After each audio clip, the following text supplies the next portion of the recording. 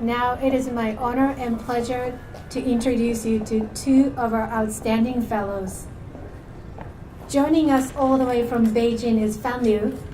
Fan currently works as the Assistant President for the China-Beijing Environment Exchange, an organization that aims to build an influential environmental equity exchange center for multilateral corporations. Fan is currently working with the U.S.-China Green Fund to set up a specialized fund for low-carbon investment in China. She aspires to build a green financial platform, seeing as China taking a leadership role in low-carbon initiatives. Please come to the podium, Fan.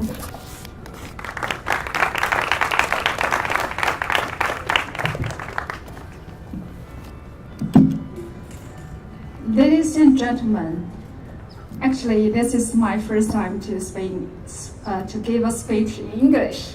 Okay, I'd like to talk to you today is about dreams and actions. I am Fan Liu from China, which is one of the world's biggest and oldest civilization, and recently the most populous nation with 1.38 billion people. The economic and the environmental changes that have happened in China in the past 30 years are so remarkable that every Chinese citizen has been affected by these two trends. China has become the world's biggest economy, the second biggest economy, and also the world's biggest polluter. In the early 1980s, when I was a little child, the annual salary of my dad was $100. When we had no car, no electrical equipment. 30 years later, our personal income has increased more than 100 times. We are equipped with advanced electrical devices at home. However, the sacrifices are also striking. The streets are overcrowded by millions of cars. The toxic emission concentrations are 16 times the recommended upper limit by the World Health Organization. The mortality rate of lung cancer has increased 4 times in the same time period. In my professional life, I have been creating policies to address the pollution problems for 8 years. But when I was sick in hospital 2 years ago, I started to think of doing something more actionable by making something really happen. I wondered if there was a more direct mechanism to motivate individuals to act differently and sustainably to make the environment better. With this idea, my team members from China-Beijing Environment Exchange developed a mobile app called Ant Forest that incents every citizen to make and document choices which are both better for the environment. By walking, taking a bicycle, or ordering things online instead of going to the store, people spend less time in cars. Users of the app record these positive actions and earn carbon credits in their account. When they reach a certain threshold of credits, users sell their credits in exchange for a tree that is planted in arid areas of northern China.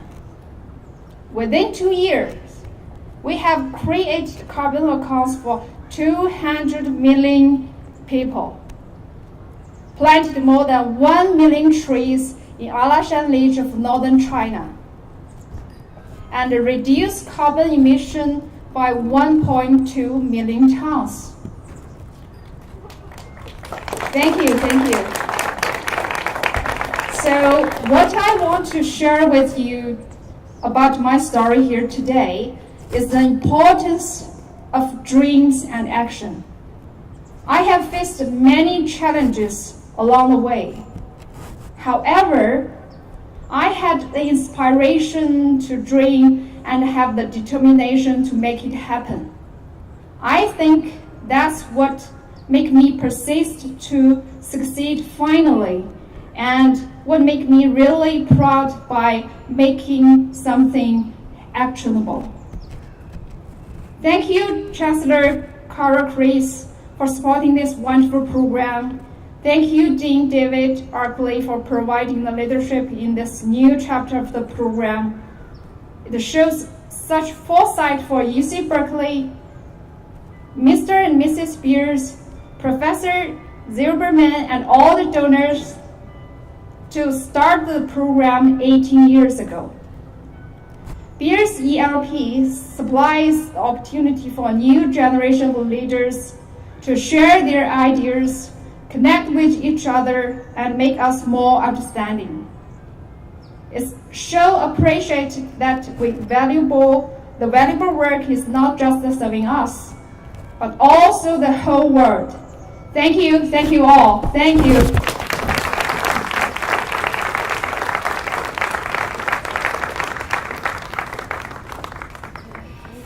Thank you, Fan. Our next speaker, Peter Gay Rockwood, hails from Jamaica and currently works as a legal officer for the National Environment and Planning Agency, an organization that supports the continued development of planning policy and legislative framework for the environment. Peter Gay is responsible for conducting legal research, preparing legal opinions, and drafting policy papers to guide the revision of legislation and regulations. She aspires to use the law to protect important ecological sites. Please come to the podium, Peter Gay.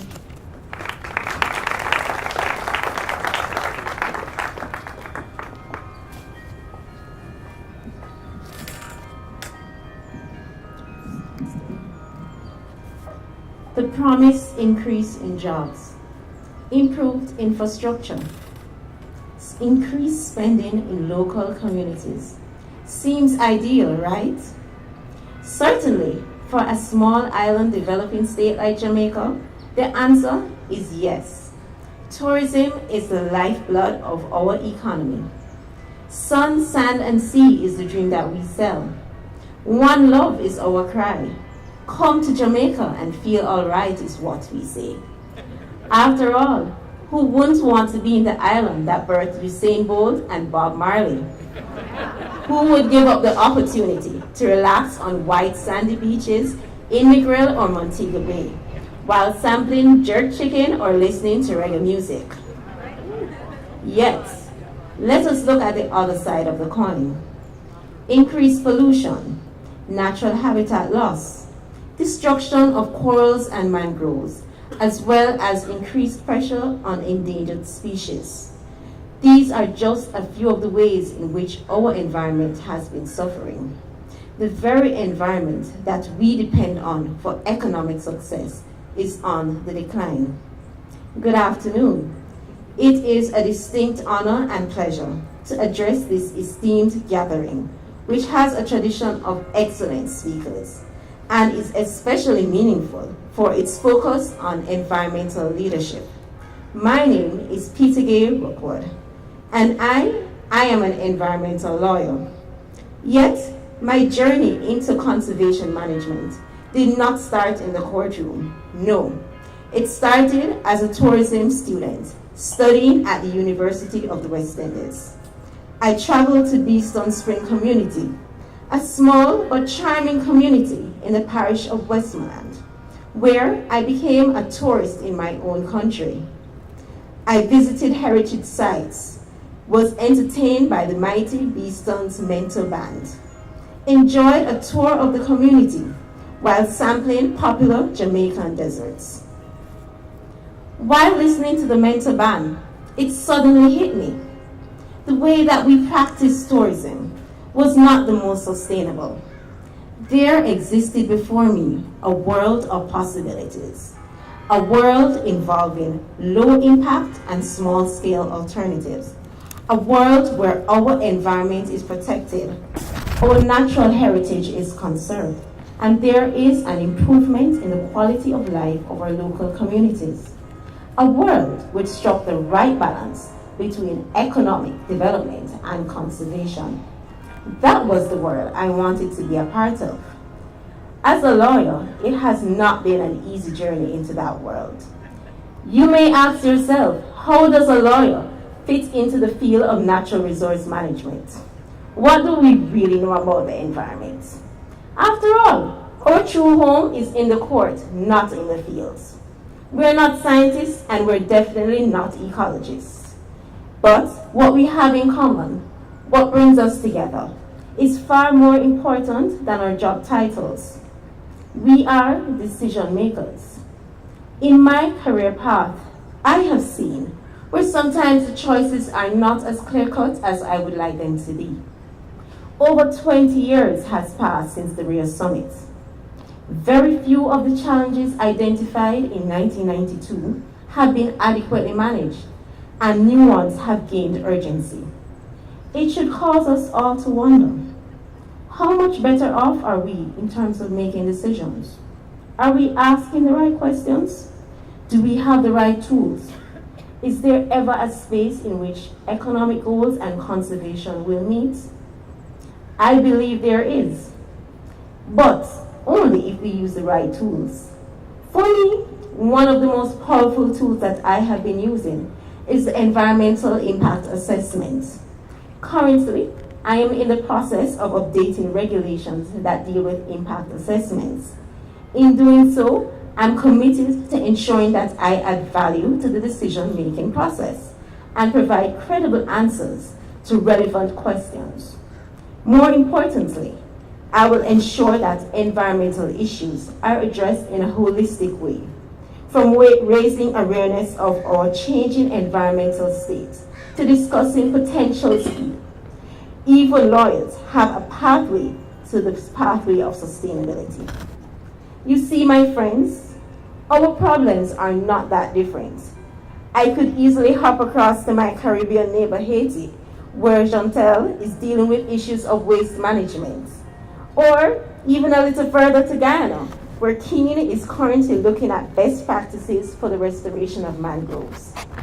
Or maybe, just maybe, I could journey for over 14 hours to Kenya, where Lillian has been considering issues of equity in water management. And what I've learned from them all is that we are environmental leaders in our fields. We have an undeniable dedication to our work that will benefit people for years to come. As such, it is important that we help in making decisions. Not just decisions, but informed decisions.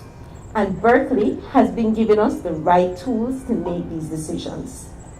From environmental economics to impact assessments, from collaborative leadership to storytelling, we are capable of facing the challenges that arise, both globally and locally.